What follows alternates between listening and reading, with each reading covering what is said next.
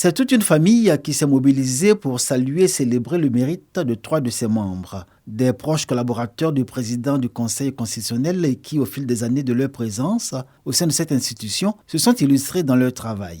Quand j'ai un collaborateur du Conseil comme frère, c'est-à-dire nous sommes une même famille comme le prône le président du Conseil constitutionnel, ce qui fait que chacun se donne comme si c'est son propre travail, le travail de sa propre famille. C'est un travail qui commence le matin à 7h30 et qui se termine à 1h30 du matin, voire 2h du matin.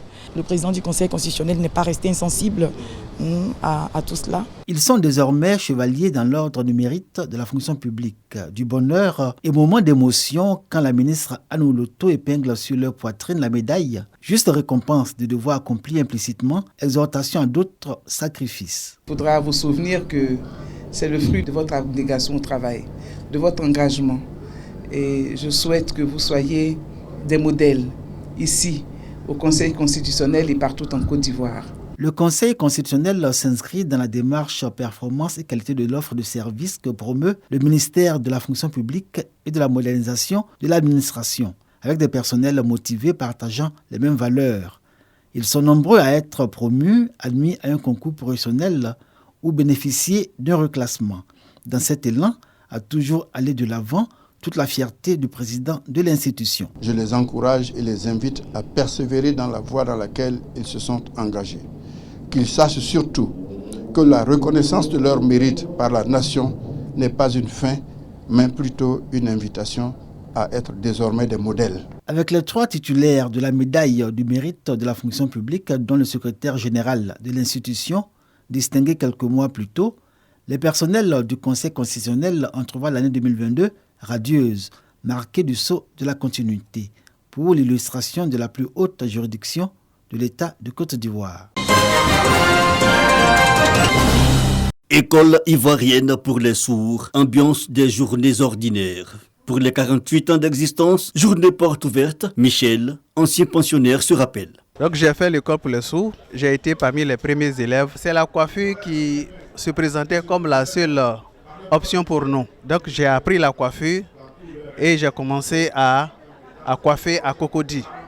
Peu de perspectives, la donne n'a pas particulièrement changé. Selon le directeur, il y a encore bien de difficultés aujourd'hui. Nombreux sont ceux qui, après le CM2, abandonnent le chemin de l'école parce qu'au niveau du secondaire, les conditions ne sont pas remplies, ne sont pas réunies de façon optimale pour eux, pour pouvoir suivre convenablement les cours qui leur sont dispensés.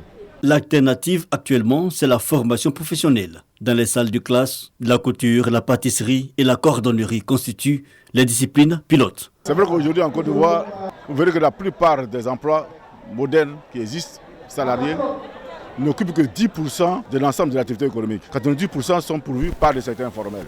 Donc c'est pour ça qu'il faut inviter nos enfants, notamment les enfants handicapés, les sourds et les non-voyants, à initier d'autres opportunités, à savoir la formation professionnelle. Pour donner sens à cette dynamique nouvelle, des partenariats privés sont sollicités et le célèbre styliste Patéo a répondu à l'appel.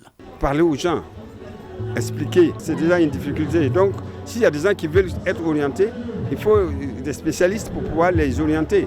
Donc, je pense qu'on est tous responsables de ces enfants-là. L'école ivoirienne pour les sourds, depuis 1974, prépare les élèves sourds, muets et malentendants à une meilleure insertion dans le système éducatif et dans le monde de l'emploi.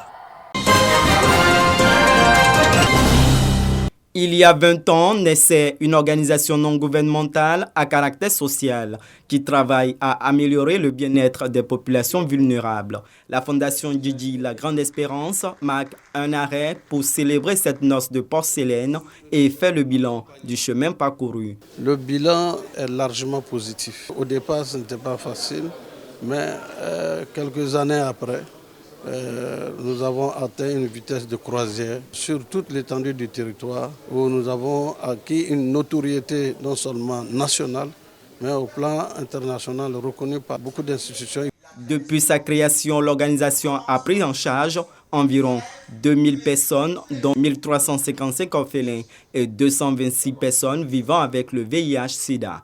Elle lutte également contre les mutilations génitales féminines et les violences basées sur le genre. Cette célébration au-delà de l'aspect festif, est une occasion pour nous d'attirer notre attention afin que nous soyons tous sensibilisés à la détresse de nos sœurs et de nos filles afin d'y mettre fin.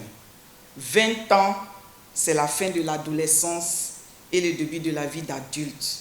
Que d'actions vous avez menées, que d'initiatives vous avez proposées, que de projets vous avez présentés et réalisés. Cet anniversaire s'articule autour du thème « Résilience des organisations de protection des populations vulnérables en situation d'urgence ». La Fondation Djidji, la Grande Espérance, a vu le jour le 4 décembre 2001.